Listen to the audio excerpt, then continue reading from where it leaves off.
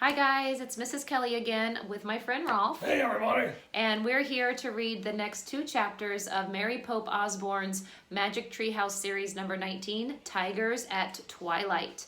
Chapters 7 and 8 is what we're going to read today. And this book was published by Random House Publishing. So, well, before I begin, Rowlf, do you have a favorite book? I like Dogman. Oh, yeah, I know Dogman. Yeah. My first graders love Dogman. I love it too. Okay, well, we're going to get started with chapter 7 called Trapped.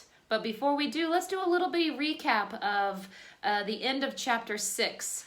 So in chapter 6, Jack and Annie met the rhino in the water and kind of scared him a little bit, but they made some noises and the rhino went away. Jack was taking some notes and Annie came back because she had to go get Teddy the dog, and she said that something was wrong, and she said that we found something terrible, and she was almost in tears, and she ended it with really terrible. Really terrible. Really? Yeah. Okay, so chapter 7 is called Trapped. Ready? Jack threw his things into his pack and followed Annie to the forest edge. Teddy stayed close to them, whining. Ka and Co bounced around, chattering nervously. As Jack got closer, he saw a tiger. The tiger was lying on his side, completely still. His eyes were closed, and his front paw was caught in a trap. "Is he dead?" said Jack. "No, he's still breathing," said Annie. A tear ran down her cheek. "He's worn out from struggling. He must have gotten caught last night. That's the sad sound we heard." "What can we do?" said Jack. "We have to free him," said Annie. She started toward the tiger. "Wait, wait!" Jack grabbed her. "Tigers eat people, you know." He took a deep breath. "Let's see what the book says first." "Hurry," said Annie.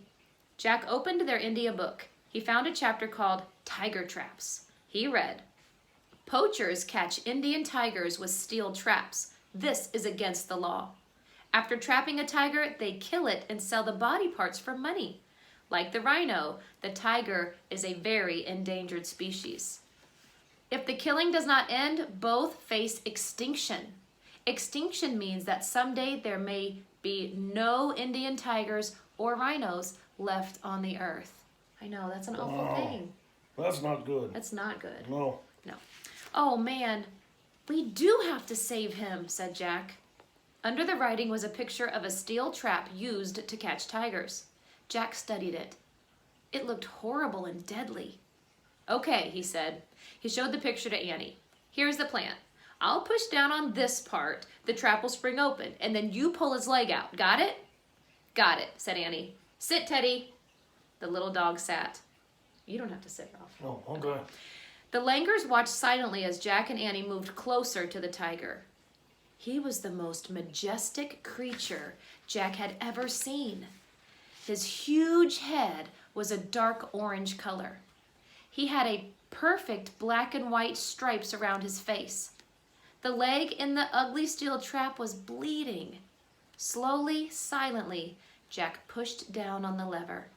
He raised the bar off the tiger's leg. The tiger kept sleeping. Slowly, silently, Annie freed the tiger's leg. She stroked his fur gently. "Get well," she whispered. The tiger didn't move.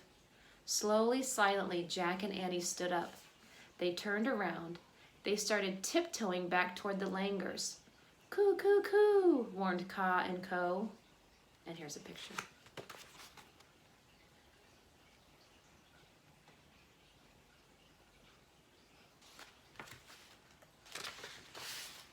Jack and Annie turned back. The tiger was on his feet. He stared right at them. His eyes seemed to glow. Jack looked about wildly. How could they escape? The tiger snarled at Jack and Annie. And then slowly, silently, he started toward them. And that's the end of that chapter.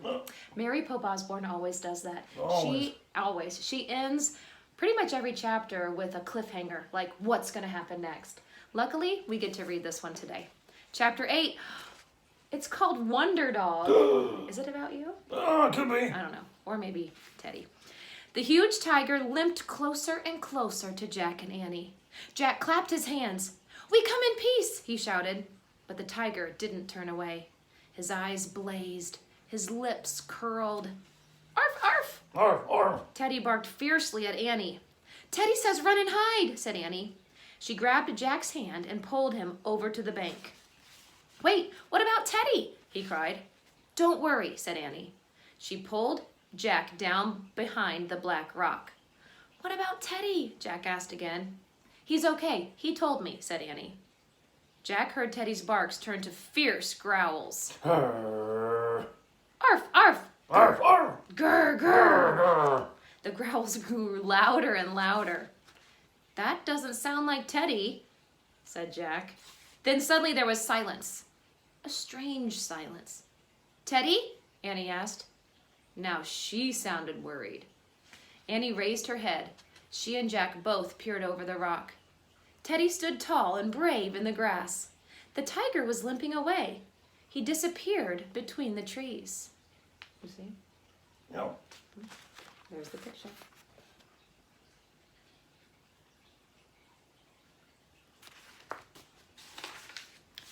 All the forest seemed to hold its breath until Annie broke the silence. "Teddy, you're a wonder dog," she said. The langurs clapped and jumped and up and down. "Arf, arf," Teddy said. Teddy was just like a small, scruffy dog again. He wagged his tail and ran to Jack and Annie. Annie scooped him into her arms. "You saved us," she said. "How did you drive away that tiger?" Jack asked, rubbing Teddy's head. "Did you turn into a wild dog?" Teddy just panted and licked them both. He pushed his glasses into place and looked back at the forest. Jack did that. "Well, I guess he won't be getting a thank you gift from that tiger," he said. Annie laughed. "I guess not," she said. "I wonder where our gift is." Remember, they're looking for that third gift so that they can free Teddy.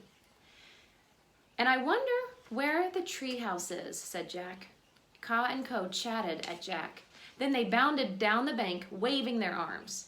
"They want us to follow them again," said Annie. "Come on." She and Jack grabbed their things off the rock. They hurried down the stream after the langurs. The water shimmered in the early light. Silver fish leaped into the air. Teddy bounded ahead with Ka and Co. Soon they disappeared around a bend. Jack and Annie followed them. When they went around the bend, they saw a man sitting cross-legged on a rock. The langurs sat close to him. The man's eyes were closed. He had long white hair and a long beard. His skin was brown. He looked very peaceful. And that's the end of that chapter. What? Yeah, I know. She does it every time. Already. So Wow. Chapter 9 is called The Hermit. The Kermit? A Kermit. No. I know a Kermit. I know. No, this says The Hermit. Oh. Yeah, so actually tomorrow we're going to read our last 2 chapters of Magic Treehouse number 19, Tigers at Twilight. So I hope you tune in to see how it ends. Thanks so much. Miss you all. Hope to see you soon, guys. Love ya. Bye. Bye.